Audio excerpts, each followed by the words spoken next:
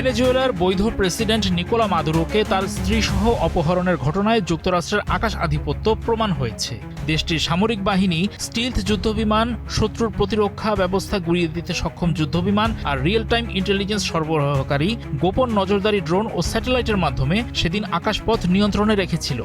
এমন সামরিক সক্ষমতা আর কার আছে? চীন যদি তাইওয়ানের প্রেসিডেন্ট লাই চিং-তেকে একইভাবে তুলে আনতে চায়, ট্রাম্প পারলে শি জিনপিং পারবেন না কেন?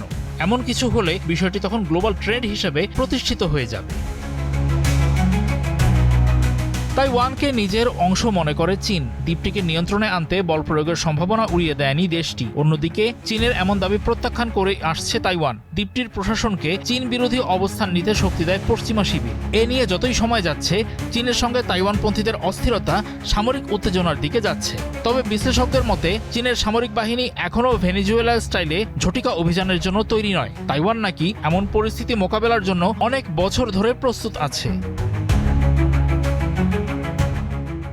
বলা হচ্ছে তাইওয়ানের রয়েছে ব্যাপক আকাশ প্রতিরক্ষা ও রাডার সক্ষমতা। যুক্তরাষ্ট্র আর তার মিত্রদের সমর্থনকে এখানে বড় করে দেখা হচ্ছে। তাইওয়ানের ক্ষমতাসীন দলের আইন প্রণেতা চেন কুয়ান টিং বলেন, এ ধরনের অভিযানে সফল হওয়ার সম্ভাবনা প্রায় শূন্যের কাছাকাছি।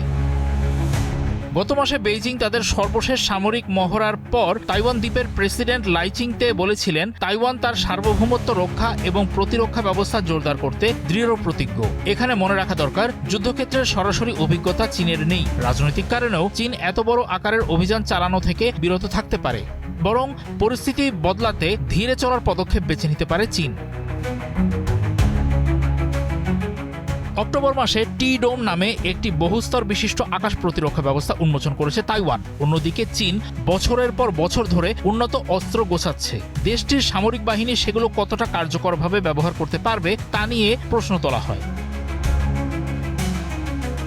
তাইওয়ানের নিরাপত্তা বিশেষজ্ঞ সু তোজু ইয়নের দাবি, তাদের হাতে থাকা মার্কিন এয়ার রাডার সিস্টেম চীনের আক্রমণ শনাক্ত করতে এবং তা প্রতিহত করতে পারবে। তিনি আরও জানিয়েছেন, পাহাড়ে দূরপাল্লার ক্ষেপণাস্ত্র, উত্তরের তামসুই নদীর মুখে স্বল্পপাল্লার অস্ত্র আর কাঁধে রেখে ছোড়ার স্টিঙ্গার ক্ষেপণাস্ত্র নিয়ে প্রস্তুত তাইওয়ান চীনের সেনাদের জন্য কঠিন যুদ্ধক্ষেত্র হয়ে উঠবে। আর এমন সব আলোচনা মাথায় রেখে তাইওয়ানও এখন কড়া সতর্ক অবস্থায় থাকবে।